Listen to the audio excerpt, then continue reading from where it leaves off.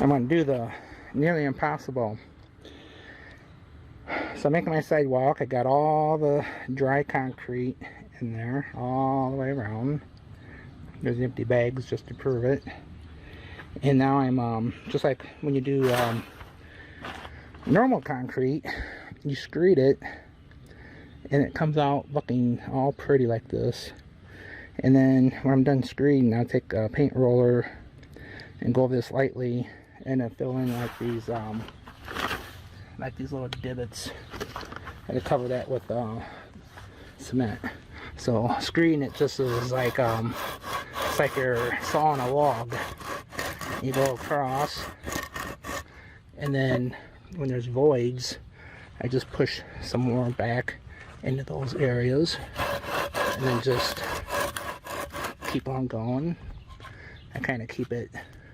This stuff's like $8 maybe it's $4 a bag. Either way, I'm too cheap to let it go to waste.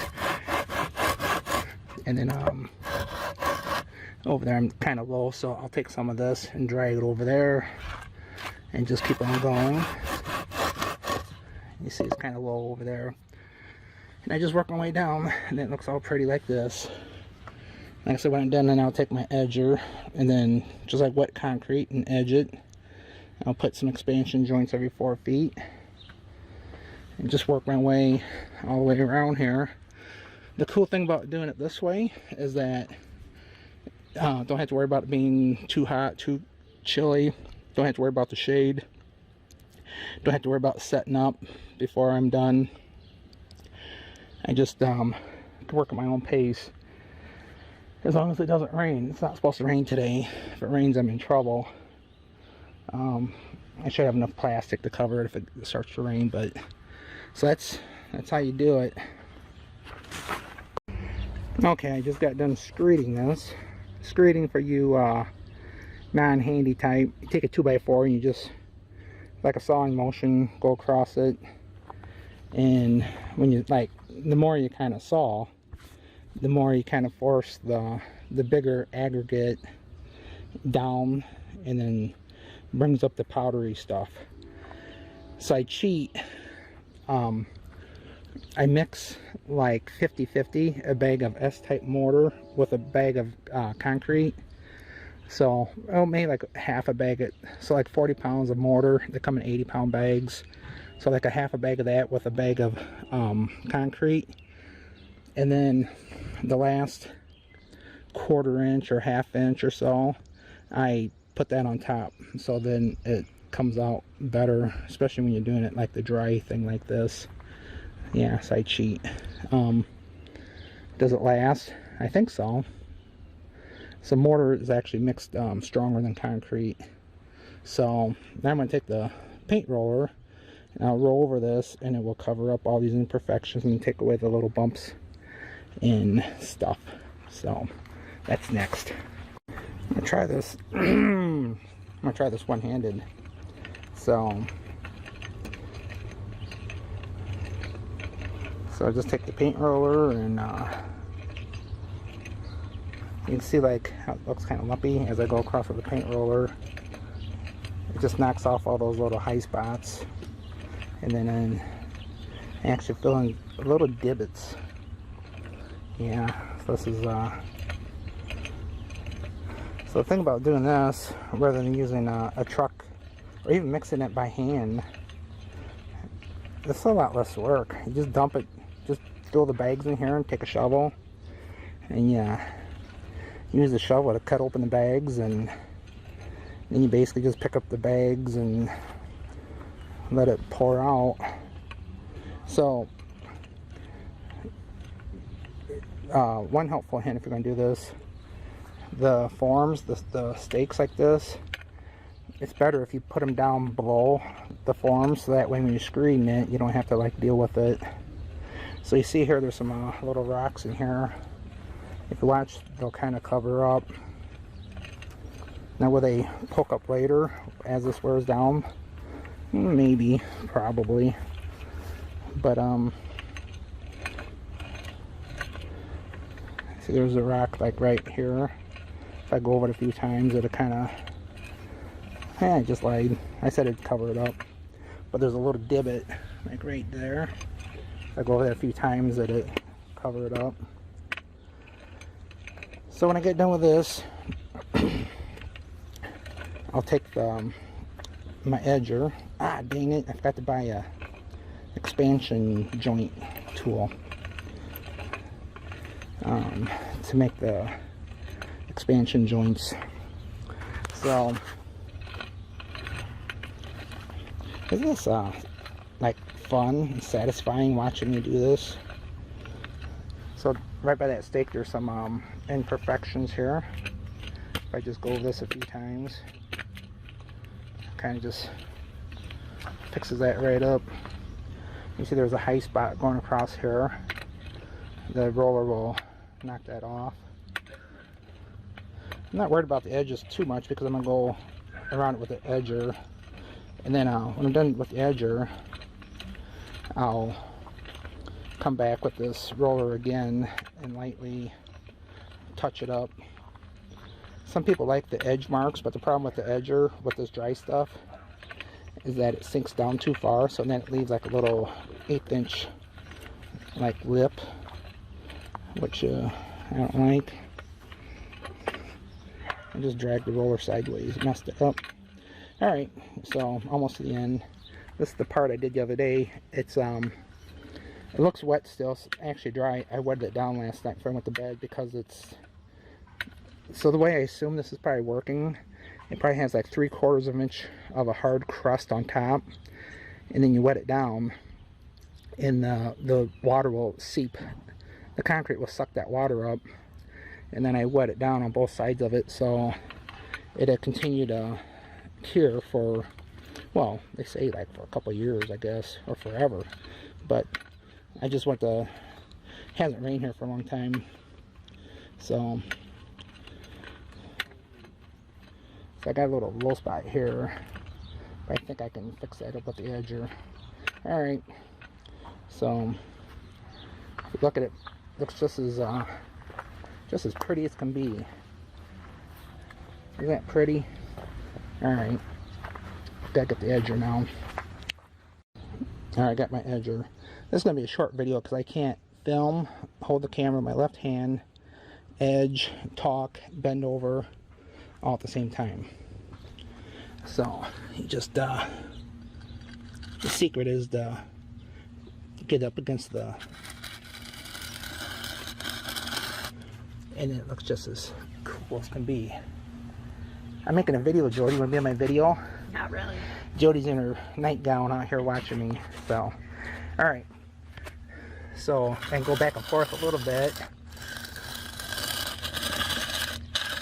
just like wet concrete. Look at that. Isn't that pretty, Jody? Yeah. Alright. Okay. So the edging is done. Because I don't have a proper tool for the making the expansion joint cuts. They come out kind of rough. But when I go over the roller again, I'll go over that again and to kind of fix those. And then what I might do then later is take my angle grinder, about 1/4 inch, put a board along there, and then with the angle grinder go across and clean that out. So it looks kind of cool the way it is. But like I said, the edger makes it kind of like messes up a little bit. So I'll use that paint roller over there again, and then clean up those edges again, and then I'll mist it. Now for my last trick of the day, you notice this is mist, and when I say mist, I really mean mist. And you see how this is dripping? You don't want to put that over top of there because it will leave droplets in the concrete. So you mist it till it's wet, and you see it change of color. You don't want it to puddle or pool. There's a couple imperfections, but Oh well. It's like a bubble there. Sometimes spiders and ants crawl in there and they become a permanent fixture. So anyhow, you don't want it to puddle. And you do this. I'll come back and forth a couple of times. But you don't want it to puddle. Did I say that already? I think I did. And then what will happen, it will start forming a crust, like a 16th of an inch of a crust on here. And then you mist it again when it dries. And then the crust gets a little thicker. And then you just keep going around.